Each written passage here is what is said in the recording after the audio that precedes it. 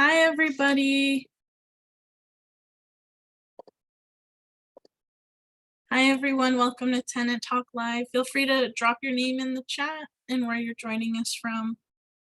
Happy February. Happy Monday.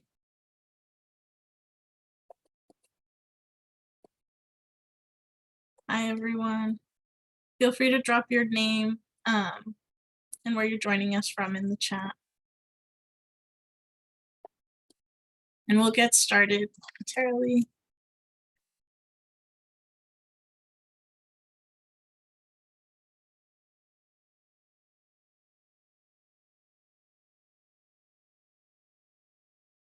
Oh, it says the chat is disabled. Okay, I see that. Let me turn it on so that everybody can share.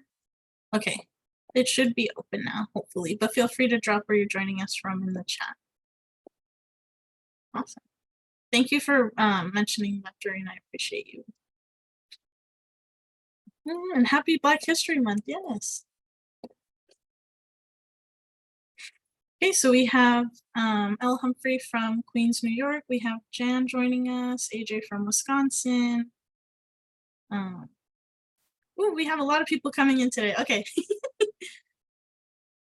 I just lost track of where I was. Okay, so we have Doreen from Queens as well, Kaylin from California, Laura from New Jersey. We have Rosine from Denver. We have Chris from California, Julie from Wisconsin.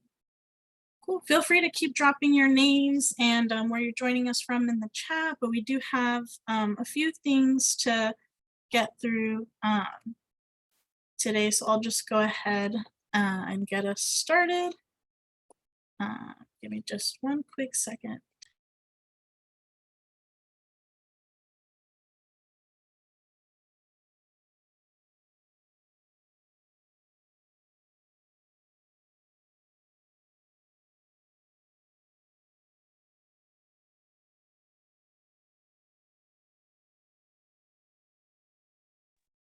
Great. All right, I'll go ahead and get us started. But again, feel free to keep dropping your name and where you're joining us from in the chat. But thank you for joining Tenant Talk Live today, everyone. My name is Sid Betancourt, and I'm she, they pronouns, and I'm a housing advocacy organizer with the Coalition. And you're currently joining Tenant Talk Live, where we provide opportunities for residents to connect with one another, but also NLHC to learn more about federal housing advocacy and how to influence it. And make a difference in their communities. And today we'll have a full agenda. So we'll begin with updates from myself, and then we'll hear from some folks on updates to the 2023 budget relating to tenant organizing. So we'll have Noelle Porter, who was previously here on Tenant Talk Live a few months ago, and we'll also have Laura Williamson give some updates around that. And then we'll finish the webinar with our guests, Aura Reyes from Hawaii and Kenna, I'm sorry if I get this wrong, Stormogipson from the Hawai'i Appleseed. She's the housing policy director there, and you'll get to learn more about their recent trip to Finland, where they got to learn a little bit more about housing first as an international model of housing. So I'll go ahead and give just a few brief updates. So again, this is just a reminder that if you're signed up for NLHC emails, that you should be receiving an email this Friday called The Connection, where you have all the recap materials, including the recording, the notes, the chat, all the links that are shared. So please feel free to let us know in the chat if you don't get those emails so that I can update that for you later. And then again, if you want to share any feedback from me, please feel free to email me your thoughts. And I'm going to go ahead and just share my screen with some of the community agreements that we came up with during last month's Tenant Talk Live. And I'm going to keep them on the screen for you all to give any feedback that you might want. But in the meantime, I'm just going to go over the rest of the updates, but please feel free to email me or drop anything, any thoughts in the chat, so that we can go ahead and implement that into these community agreements moving forward. So the first big update is that HUD announced plans to publish a proposed affirmatively furthering fair housing rule, also known as AFFH. The word that they used was imminently, but it'll happen soon. And so the proposed rule would help communities meet more than 5-decade-old requirement to actively address systemic racism and segregation, which have often resulted from specific federal housing policies. And the proposed rule would seek to improve the 2015 rule that was administered or put into effect during the Obama administration and then was suspended during the Trump administration in 2018. So once the proposed rule is published in the Federal Register, advocates will have 60 days to offer comments. And I know that might seem like a lot, but I promise you we'll have like a lot of resources to help. So the first thing being NLHC will have sample letters that you can use, that you can consider using. And we also have a brief summary of the rule if you want to look through that now that we'll share in the chat. And then HUD will be doing 3 virtual briefings on AFFH, which will summarize the main components of the rule, but it'll also tailor the information for each briefing to a specific population. And there will be one on residents and community members. So if you wish to attend that briefing, it'll be this Friday at 10 p.m. or sorry, this Friday, the 10th at 3:30 p.m. Eastern time. And you can sign up for that webinar at the link in the chat. And then Policy Link, which is a different organization, will be hosting a webinar on AFFH if you want to learn more about it this Wednesday, February 8th at 11 a.m. to provide a primer on AFFH and what it is, and we'll drop that link in the chat as well.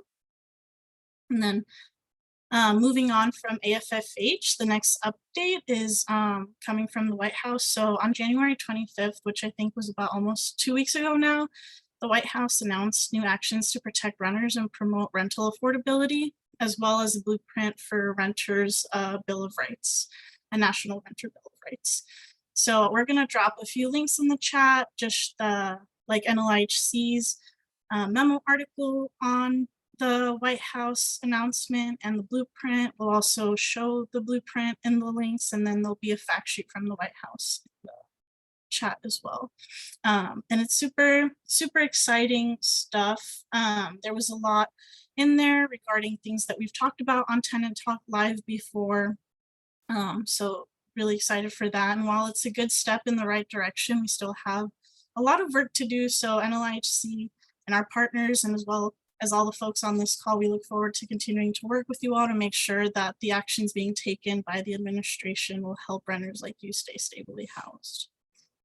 And then the last update that I have before I turn it over to our first guest is we'll be releasing the digital version of our next Tenant Talk titled Advancing Tenant Protections, Building Tenant Power to Achieve Renter Equity this Thursday, February 9th. So if you want a paper copy of this issue, please sign up at the link that we'll be dropping in the chat as well, no later than this Thursday. So please make sure to share that far and wide. So if you want a paper copy, you're able to get it before the deadline of this Thursday by the end of the business day. And that's Pacific time too. So feel free to fill it up until like midnight on Thursday. But thank you so much for giving me this time to go over these updates. And again, feel free to send me any feedback that you have on the community agreements on the screen. And I'll stop sharing it for right now. And I'll go ahead and turn it over to our first guest. We have Laura and Noelle to provide their updates on tenant organizing. Thanks so much, Sid. Okay, good. I can at least see Laura. I was sort of prepared to have this conversation, like getting some feedback from the audience. So I'm going to pretend you're all like nodding along a few different times. And I'm going to count on our partners at NLHC to post questions or to share questions and feedback as you guys are giving them. So Laura and I are here to talk about something that's a little bit niche, but very, very exciting, and especially for this community. So I was going to say, how many of you all are familiar with or participate in a resident council for your property or owners, etc.? And I'm not getting any feedback, so I'm going to hope that at least a few of you are familiar. But in public housing and project-based rental assistance, HUD provides what we call an explicit right. Thanks, Shalonda. I knew Shalonda would know it. provides an explicit right to organize to each of its renters. And so in public housing and in PBRA, or project-based rental assistance, they've specifically laid out within the law this right to organize that tenants have. And what they've done is assigned funding to those resident councils through the PHA, through your local PHA. And one of the problems that we have just in general with tenant organizing is that a lot of these dollars go untouched.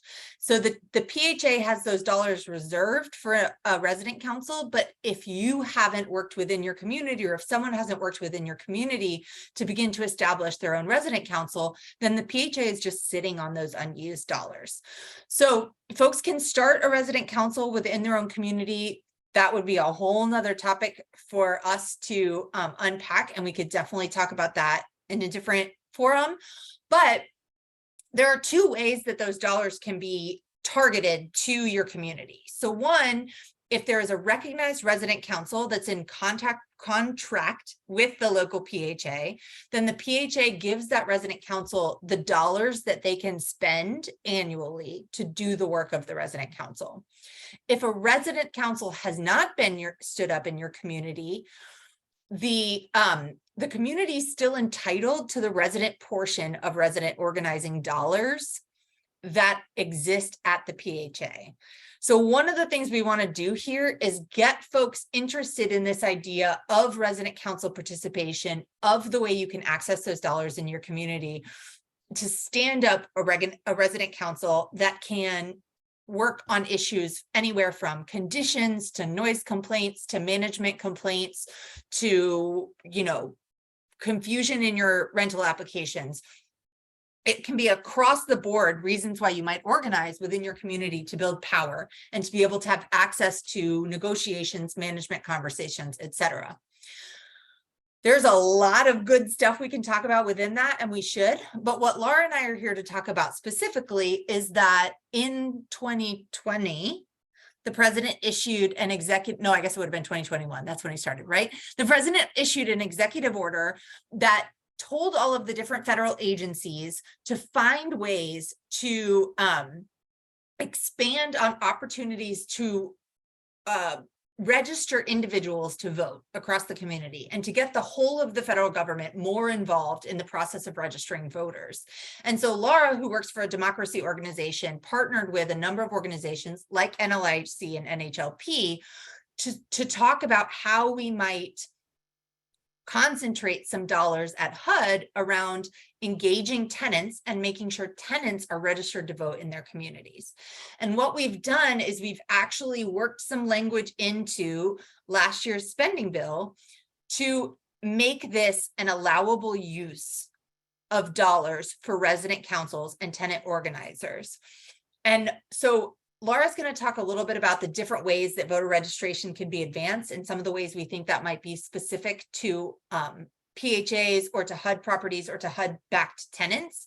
But the key part of the conversation that we can't fully have here today, but that we should be having, is if you're not currently engaged in a resident council, if you're not familiar at all with your rights or your options as a resident council, or to start a resident council or to participate in a resident council, we want to keep having those conversations. In the context of today, we're here to talk about how resident councils now can be used to expand voting access for your communities, but really want to separate that out, and acknowledging that I know we're leaving a lot of sort of big questions unanswered here to talk about a smaller topic, but we can have those conversations about the big topics. I'll pause for a second and pass it to Laura, unless Laura, did I miss something you needed me to fill in? No, I think that's great. Thanks for teeing that up, Noelle. And just a flag for everybody at NLIHC and anybody else, there's some questions in there about how to get started with a resident council. So it's a great sort of opportunity to sort of do some learning around that too, it sounds like, at another time. But yeah, I think the piece that I wanted to talk about is the opportunity to sort of new opportunity created with this new language in the federal budget for HUD to do voter registration as part of your organizing in your community through your resident council or sort of the other tenant organizing that you're involved in. And the reason I want to focus on voter registration is because it is one of the biggest barriers to actually voting year after year. And it's a particularly high barrier for people with low incomes. So we know that there are sort of significant gaps in registration rates. So in sort of the number of people who are registered based on your income. So just in the 2020 presidential election, people who are making $30,000 a year or less, 62% of those people nationally registered to vote, compared to people making $100,000 or more who were registered. 82% of those people were registered. So like a tremendous gap, 20 percentage point gap, and how many people from each of those sort of income communities are registered. And that matters because in almost every single state, I think there's one exception, you have to be registered before you can vote. And so especially for, you know, geographically mobile voters who have to re-register or update their registration sort of regularly between elections, this can be a really big barrier. And it means, you know, you can't vote. And so the added language about civic engagement activities in this sort of piece of the budget now means that y'all can help with that problem by actually helping to register, you know, your community members. And one of the best ways to do that, and I suspect, I mean, I saw in the chat earlier, several of y'all are already involved in some of this organizing. And so it'd be really interesting. I know that, you know, I don't know what the conversation mechanisms or possibilities are for this or coming off mute. But anyway, at some point it'd be really interesting, maybe Sid, to sort of facilitate a conversation for folks who are already involved in voter registration or civic engagement organizing to share experiences and stories. But for the purposes of today, you know, I can say a little bit more about what voter registration drives look like and sort of why they're really a powerful form of civic engagement and of building community power. And so, you know, so I think probably the most important thing to know is that this is kind of like setting up in a community space. It might be a fair, a community fair. It might be sort of in the entryway to your building, depending on sort of where you live. It might be sort of in a courtyard. It could be out in the park where like a lot of your neighbors go, and actually inviting people to get registered or to update their registration. And, you know, you'll have forms from your state or local election official, and you'll offer them the opportunity to register to vote. And I'm sure many of you have, you know, interacted with registration drives that other people are doing over time. But one of the things that's most powerful about them is they actually can be kind of like an entry point or a gateway into sort of broader organizing. So, you know, you can have a conversation with your neighbors about voting and registration, which can get them perhaps excited about the broader organizing your work you're doing. So if you're running a campaign, you know, against a whatever, you know, whoever your sort of landlord is who's causing some kind of problem, and you're sort of organizing your neighbors and your peers around you to try to make that change, right? You can kind of like get them engaged in that campaign by starting the conversation about registration. So it kind of is a cool organizing tool. And, you know, also kind of gets at the point that the problem that I sort of articulated earlier about just people with low incomes being registered at much lower rates. And then in turn, right, if you're registered, then you can actually vote and you can help have a say in who's elected to represent you and influence the policies that they're supporting or blocking, as the case may be, the fair housing policies that they might be sort of opposing. So anyway, there's a lot of opportunity in voter registration drives. There are trainings for how to actually do them well. And one of the other really valuable things about sort of resident councils or otherwise tenant organizing offering voter registration is that in other places, sometimes people will, if they're lucky enough to get the offer of voter registration, they'll just be handed a form and they'll be like, you know, here, fill this out, go get registered. But if you're actually doing voter registration in your community, you can actually sit with people and help them fill it out and answer some questions they might have about what this question means or what that question means. And in some cases too, sort of subject to your state laws, and I'll say something else about that in a second, you know, you can also potentially collect them once they've filled it out and signed it. You can collect it and you can transmit it to the state or local election official to make sure that they actually get processed and added to the voter registration rolls. So there's a lot of work that you can do in your organizing capacity, again, to help sort of see through the process. Rather than just handing somebody a form and saying and hoping that they have the time and the space to fill it out. Two just important notes. Sorry, Sid, I'm wrapping up. Two really important notes. Number one, all of this has to be nonpartisan, which is to say, it can't be in support of a specific political party or a specific candidate, because these are federal dollars. It has to be nonpartisan. So that's one important thing to know.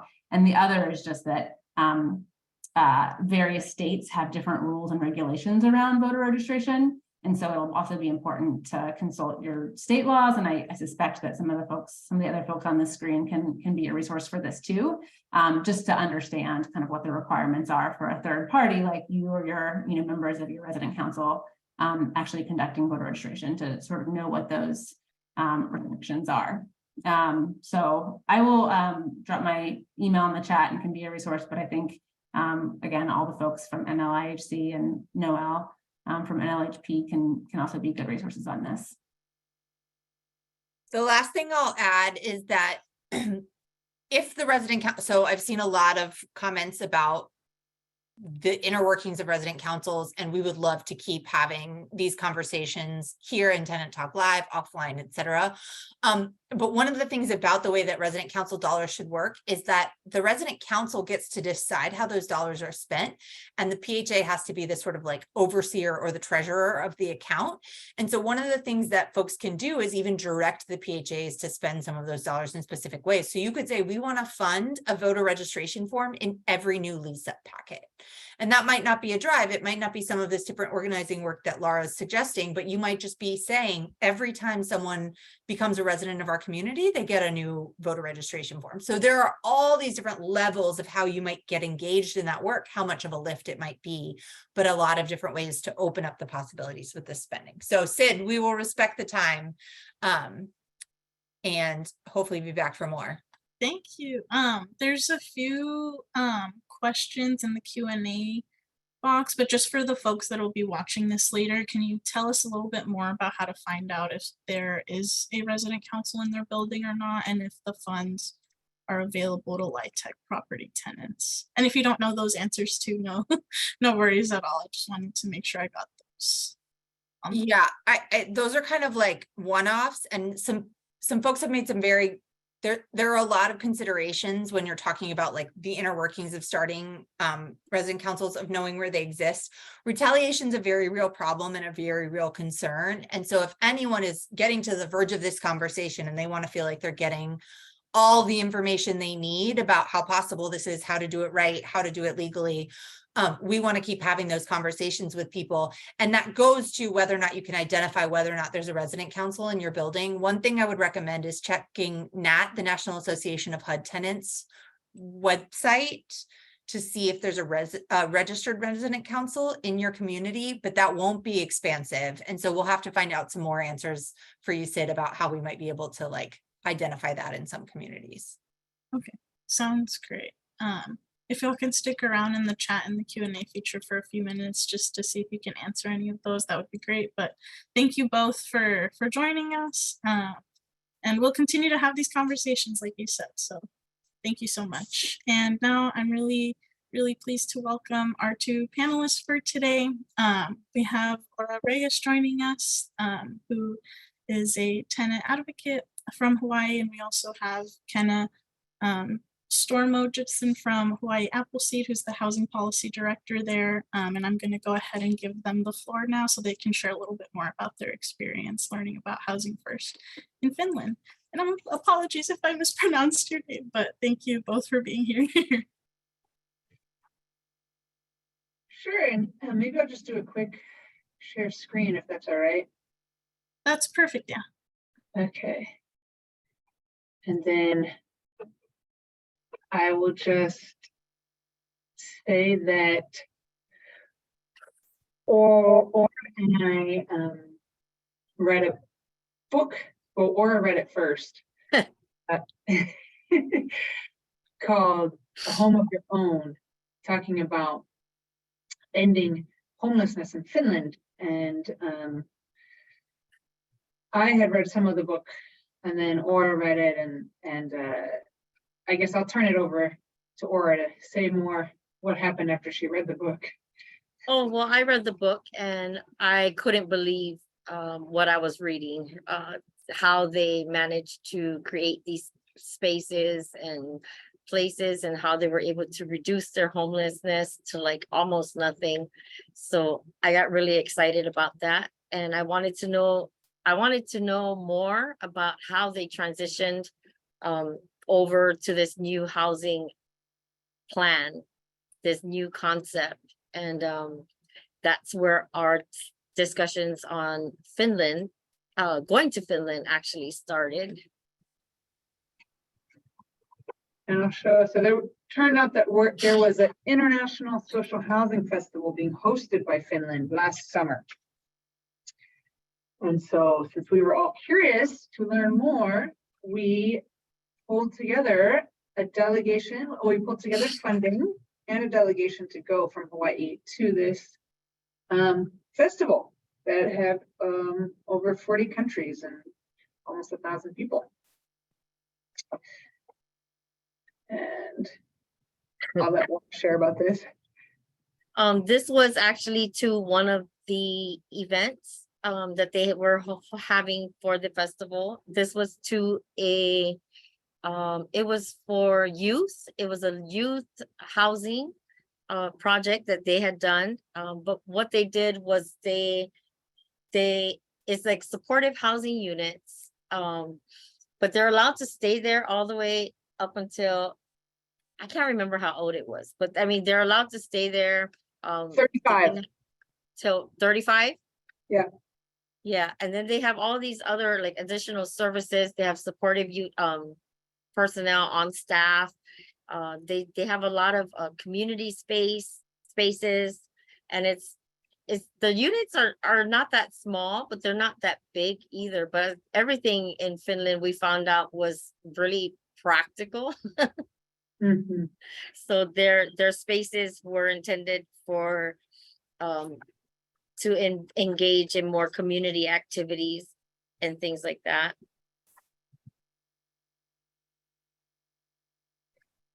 And so this was the statistic that really caught our attention about going to Finland in particular, was they have really emphasized ending this, and they've been making huge progress. And actually this statistic includes people living with friends and relatives. So Aura, did you see much outdoor homelessness? No, not at all. There were a few people that maybe looked like they might have been, but they weren't the typical, what we would classify as a homeless person. Yeah, I think maybe there was like one or two people I think maybe we saw that could have been. Yeah, super different than our reality here in Hawaii. Mm-hmm. So this was This place caught my attention. This place, this is one of their units, one of their projects that they converted to social housing. Their social housing would be like what equivalent to like our supportive, is it supportive housing, Kenna? Yep. Yeah. Well, so what they housing is anything that gets government help, but this in particular was supportive housing. Yeah. But how they changed it and their rules, and basically what it broke down to was they had included people with lived experience who were moving into the building, and they included them in the planning process, in creating the rules and organizing the structure of the project, and how the people living there actually wanted this program to be operated. And then they actually operate the everyday, or they manage the everyday operations of the project. Yep. And so Finland really has said, okay, housing is a human right, and we're going to do what it takes to make sure. So I'll come back to this, but sorry, they spend a lot more on housing and rent assistance. And here you can see the US average is down here. This is specifically rent assistance, and Finland is way up here. So It does take resources, but they think of housing as an investment in their people, an investment with long returns. And so, yeah, this was another place we visited, which was their largest shelter, which then got converted to supportive housing. And then what do you remember from this? And well, it really, what it comes down to is it's providing housing with services, right? So they have supportive services on staff. They allow their residents to now to live independently, right? So they're part, like the other place, they're part of the planning process, and they help participate in creating the rules for their community there, and they help to manage it. But they don't have term limits for how long someone can stay in these supportive units. And it really just comes down to, it's a change of mindset. That's all it is, really. It's about just shifting our mindset and just changing the narratives on things. And there's an obvious, like, oh, what am I trying to say? You can just see the change in the dynamics of how things worked between the people who are on staff and the people who were tenants. There was like a more of a relationship on the peer level instead of this worker client relationship, you know. So it was really more, it was a lot welcoming. They were really welcoming and friendly, and the environment there was really nice, and it was pleasant. Not to say they didn't have problems. They admit they still have problems, but they just approach it differently. So they when they encounter a problem, instead of kicking tenants out, they work with them through mediations and through other means, but as a support network. Yep. So, yeah, it really just is a matter of a mindset shift, and then they went to work on literally purchasing homes off the private market, converting them to affordable housing. Every single new neighborhood in Finland now has to have 50% of the homes have to be affordable at a range of different prices, and they provide significant rent support if you can't afford the rent. So I think it was really important to just see that, and see that a different system is possible. That would be my takeaway. What was your takeaway, Aura? Yeah, that it's possible. It's definitely possible. And it really doesn't take a lot of changes that need to be made. It's just a lot of changing minds, the way we think and the way we look at our problems. Yeah. So then the last slide is just that it's starting to happen here in Hawaii. I think it is having an impact. Our newest governor, Josh Green, said housing is a human right in his inaugural address a few weeks ago. And so there is now kind of wide acceptance that we want to end this. And so now the talk is about what are the solutions. And even though we're a long way from ending, I think the conversation is going in a better direction.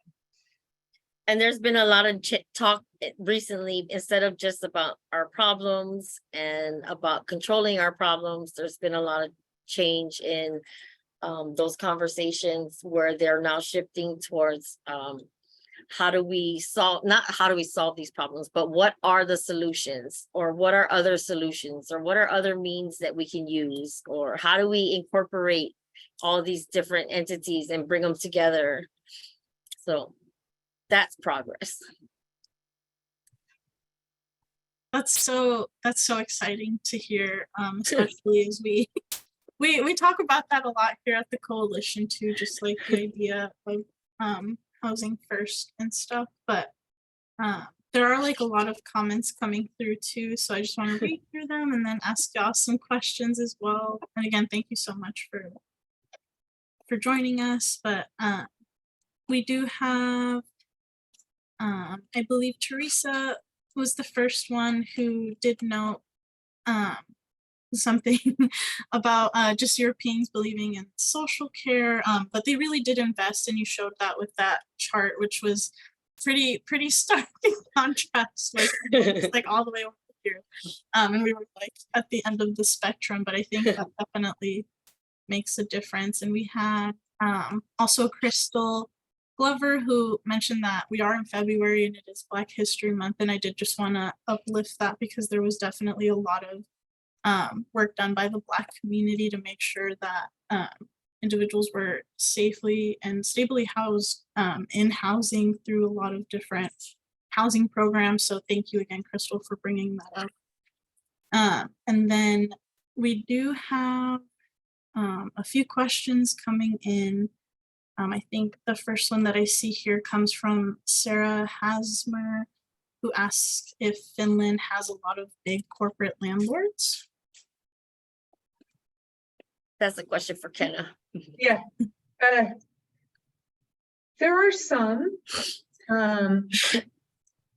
However, the biggest change is that 30% to 50% of their new homes being built are financed by the public. So it's the public money. And so those homes stay price restricted and affordable long term. Whereas at least here in Hawaii, we are the public is helping pay for maybe 10 to 20% of new homes, meaning that most housing is privately financed, and then you lose a lot of control. Yeah. And we had a webinar a few months back on like community land trust as like one model of trying to maintain things affordable permanently or long term. But I'm excited to learn more about how we're doing that here as well, but just like different methods of doing it, I guess. Let me see if there's anything in the Q&A box before I get to the participants that we can invite. We have one question from Susan that says, were there any residents with high acuity needs? Yeah, so they, I mean, they have a lot of people up there. They have a high alcoholism. You know, the alcoholism is like a huge, humongous thing up there. And I mean, so yeah, and then they have people who do drugs and stuff like that or whatever's, or who have mental illnesses and stuff. But the thing is with their system, what we notice is that they don't make the people fit into the system. They build their system around the people and the needs of the people. So if you have a problem with this, their solution is they'll create something to kind of support and keep that, you know, so like they'll build their, those people would go into like a supportive housing unit where they have on-site people with health and harm reduction centers on services available to them, you know, things like that. They have counselors on site and you know, so all these other things. So they just build their services around the people, literally. That sounds amazing. What a concept. Government for and by people. Exactly. It really sounds like a good idea. We have some more questions coming in. First one coming in from I think from Brooke. How are you using what you learned and your takeaways from that experience to influence the mindset in Hawaii? Go ahead. Well, so it's now more and more, like the governor's speech said, this concept that everybody should have basic housing. It's not something for the deserving, and it's not about if you earn enough money. That stereotype is still there, but I think our politicians are now coming around. And so on a tangible sense, it means there is an emphasis on buying land, putting much more money into housing, and trying to use public land, whether state, county, to then build your affordable housing. So really moving away from inclusionary zoning, where it's just a certain percentage, to more within a neighborhood, ensuring that 30 to 50% is affordable. So I think it's kind of doing what we do, but bumping up the scale. Yeah. And I definitely have to, I was talking to my team about this last week too, but just like reading up more on zoning, because it's such a big thing in the United States. And I feel like often the term inclusionary zoning is often like almost, I don't really feel like the definition. It's such is a holding pain up. in the. But I did want to bring somebody off mute, if that's okay with the both of you, to ask a question or share their story. And I think Teresa Scott had their hand raised, so I'll go ahead and let them come off mute. Teresa, you should be good to go. Yes, hi, peace and blessing. I work with Save Section 9 here in New York City and neighbor help in Far Rockaway, live in NYCHA. One of the things that I was saying was that did y'all bring back like their plan? Maybe we could share with the legislators here, because it sounds like a great plan, and I think it would be good if we could get you like what would you call it when they, what do you call it? I forgot what it's called. I have it on the tip of my tongue, but you know, like their plan, how they work that system, because I think that could be something that we could lobby with our legislators to get them to bring that here, because it seems, because when y'all said that they create the program around the people, not create the program for the people, that was just that was mind-boggling. You know, I'm very much interested. I might have to move to Finland in that case. No, I'm serious. It's like we have to deal with so much stuff here in the USA, and so we need to advocate to get, you know, like these kind of programs brought to our legislation, because that's the only way the bill's gonna get passed, and lobby for this kind of stuff. So were they able to share their program with you so that y'all could pass it on to people and pass it on to other agencies so they could bring it to you know, the legislators here? Because New York is terrible. We actually, Laura can talk about this too. When we came back, we had the idea to invite some of their government experts to a housing conference in Hawaii. Oh yeah, I want to come. Sure. Yeah. So we actually brought over Finnish representatives to Hawaii in November to share, and you know, for the finance people, to talk to the finance people here. And I could put in the chat, there's a social housing festival in Spain. The same one we went to is now in Barcelona in June. So we're trying to maybe bring people to go to Barcelona and then also go to Finland, because Finland is just very advanced in their policy. But yeah, we need to be looking for models that work. Absolutely. And yeah,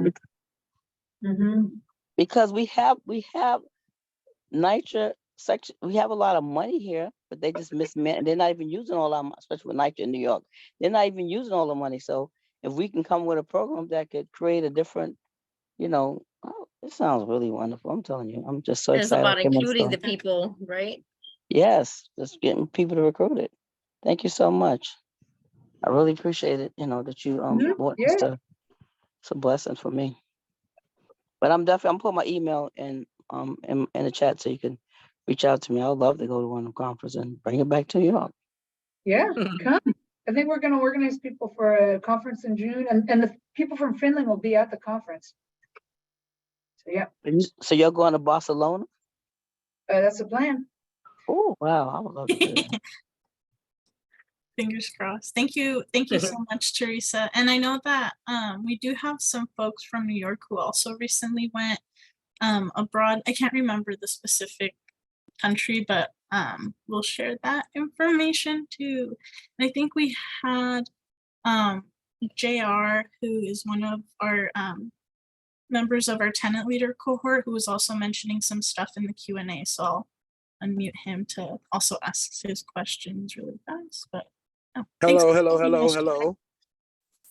Hello, J.R. Fleming from Chicago. I also believe in enforcing the human rights to housing. Just real quick, I was wondering, was this part of the Sustainable Development Goals of 2030 or the MDGs? And was there any human rights practitioners from Hawaii who participated? Or do you work with any human rights practitioners like Josh Cooper and them? We had a significant delegation of Native Hawaiians, and so we also visited the Sami people of Finland, the last indigenous tribe. And we do think Finland, it has been more people first because they were more village oriented and had the least hierarchy of any European country. So they were formed in 1917, and their history is one of going from villages and very, very poor country to organizing themselves and having one of the least amount of hierarchies of all of Europe. I don't know if that's helpful, but they were never a colonial country. They didn't colonize anyone. They themselves were colonized by Sweden and then Russia. Did that answer your question, JR? You good? Yes, thanks. I was just wondering, was it a part of their like sustainable development goals? Because I know I met a delegation at the UN in 2015, and they had mentioned they were going to address youth housing in some provocative new way or innovative new way. I don't think so. I think it was just their goals of housing as a human right. That's my memory. Yeah. So I think our delegation was more or less on trying to bring in people at the from the ground level, the communities, bring the communities that are affected by housing, or, you know, get them involved into these conversations and put them at the tables with our government officials.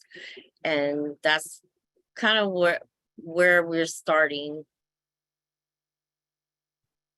But I don't know about, do you know about that delegation in 2015? I'm not familiar with that delegation. Oh, it's just a human rights group. I appreciate it. Thanks so much. Awesome. Thank you. Thank you so much, JR. I'm going to take one question from the chat, and then maybe we can take one more person from the audience. But there was a good question. I think it was CJ O'Hara who asked it. But will either of the conferences that you mentioned like have hybrid options for attendance for at least a session or two, or is it like all in person? Or is it all in person? Oh, that's a good question for our conferences. So the one in Finland, there were some online availability, and presumably the one in Barcelona will have some online, definitely. And then it's just the time zone, but depends on where you are. It might not be too bad if you're on the East Coast. Barcelona might be only 5 hours, maybe. No, hopefully some folks can make it too. We know there's some folks who aren't able to travel or just have medical restrictions, so it would be helpful to have them participate in other ways too. Let me just make sure that I'm not missing anything. And I do see a lot of questions, folks, just asking for help with some of the concerns that you might have with your housing. And feel free to ask those. We might not be able to get to them today, but I will make sure that I share resources with you in the future. Let's see. I'll invite, I think I saw Crystal Glover have, yep, okay. So I'll invite Crystal to talk. Crystal, you're able to unmute now if you want to go ahead and ask a question. Thank you very much. I have chills almost because the person that invited me to Tenant talk, you know, and stuff like this, I'm not really fully familiar with what y'all do, but I will say this much. I'm calling from Manhattan, as people say, Manhattan. And I just want to recognize that in public housing, okay, I'm a former tenant association president.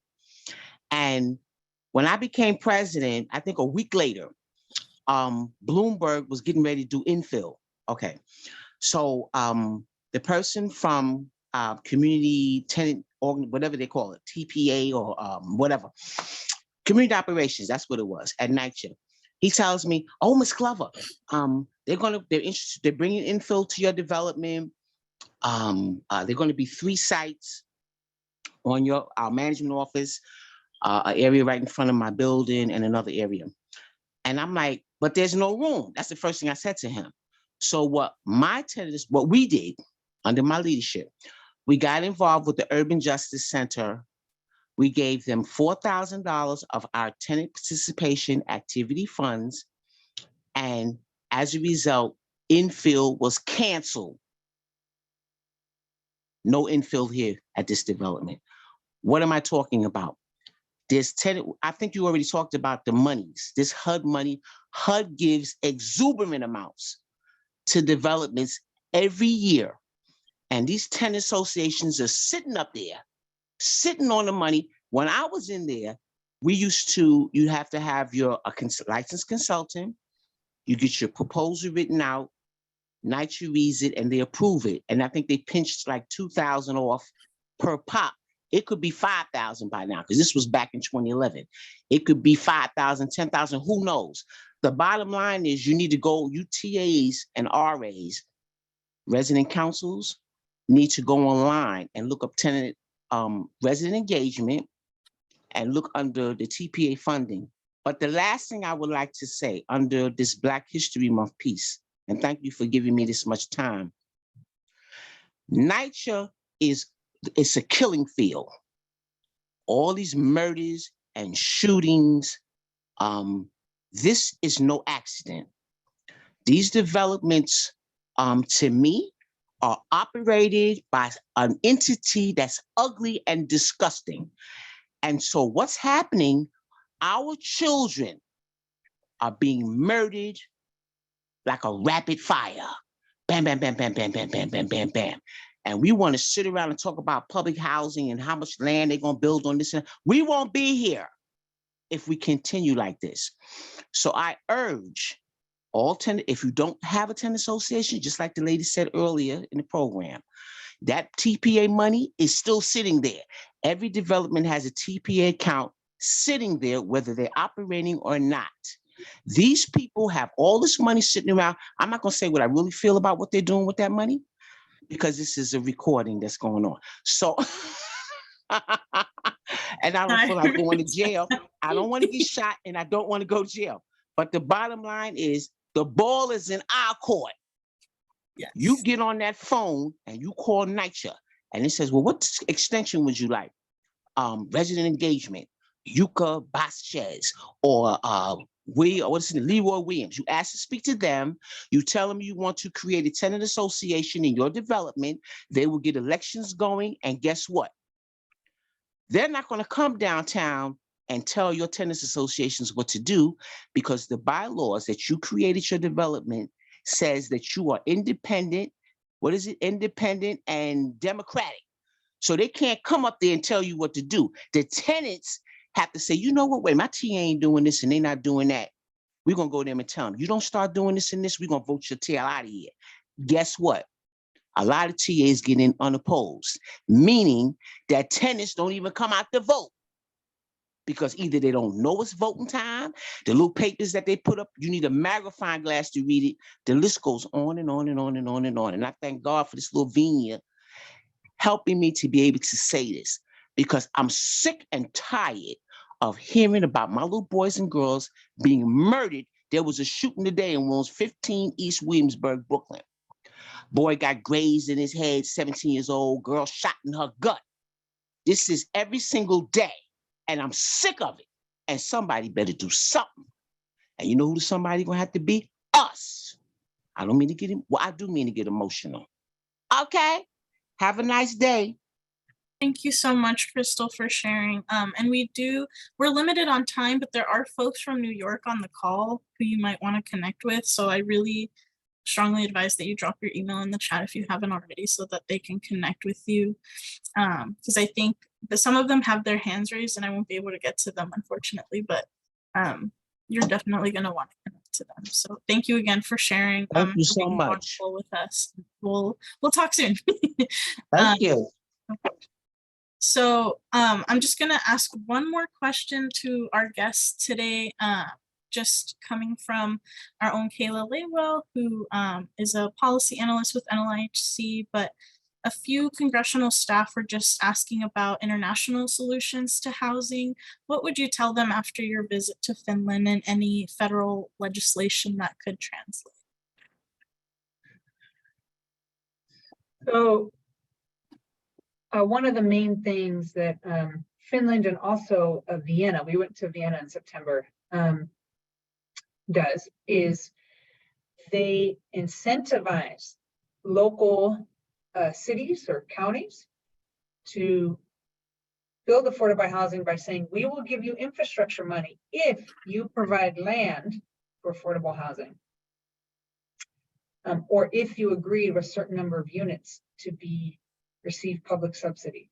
So at the federal level, we just passed this a bunch of infrastructure money, but it's not contingent on there being affordable housing. So we didn't create that incentive, though I think some states and counties can do that on their own, can choose to put that infrastructure money. But there's a lot of using the top level government to incentivize zoning and financing changes at the lower level governments. That sounds great. Thank you so much for sharing, and we'll go ahead and take that back. We had a meeting last week where somebody asked about that, and I was like, great question, because we're actually going to talk about that on Monday. So thank you so much, again, both of you for joining out, Aura and Kenna for joining us today, but we're going to go ahead and just wrap it up for now. But is it okay if we go ahead and just share your email addresses with folks so that they can follow up after if they have any questions? Absolutely. Cool. Sounds great. Well, thank you both again for joining us, and I'll go ahead and just give some closing comments for today. And then, Damon, I did see your comment, and I've been meaning to call you for the longest time to talk about that, but I think that'll probably definitely be a local effort, but I just want to make sure that I tell you that before I forget. Okay, so really quickly, I just want to make sure that I go over a few reminders before we end the call. But again, just want to give a big round of applause to all of our panelists today. We learned so much and it was very exciting. We are looking for blog post authors for our On the Hum Front blog on an ongoing basis. And again, if you want to have yourself featured on that blog, we do have a few like logistics that we can share with you all, and we'll share that in the recap email. But feel free to reach out to us if you want to participate, if you have any questions, or if you want to just share a little bit about what you want to post about. We're happy to include you. We've had a lot of really good blog posts recently, and yeah, it's super exciting. And then don't forget to join our Facebook group. We have a Tenant Talk Facebook page where a lot of folks connect. And if you have any questions that you would want help with, that's like the best place to post them with, or to post them at. And then if you're interested in attending our 2023 Housing Policy Forum in DC this March, we'll drop the link in the chat so that you can register for that. We're going to have a tenant session on March 20th and 21st, and we're going to have a very special guest. We're going to have Miss Ruth May Harris, who is one of the original Freedom Singers, and we did get to meet her. The tenant leader cohort did get to meet her earlier, not this year, but in October of last year. So we're really excited to have her join us again, and we hope that some of you will also get to meet her. So feel free to sign up for that and join us. Really exciting stuff. There's a lot of good sessions that are happening at the forum too. So yeah, if again, you have any questions, have any feedback, feel free to reach out to me. And thank you so much, everyone, for joining today's Tenant Talk Live, and we'll see you on March 6th.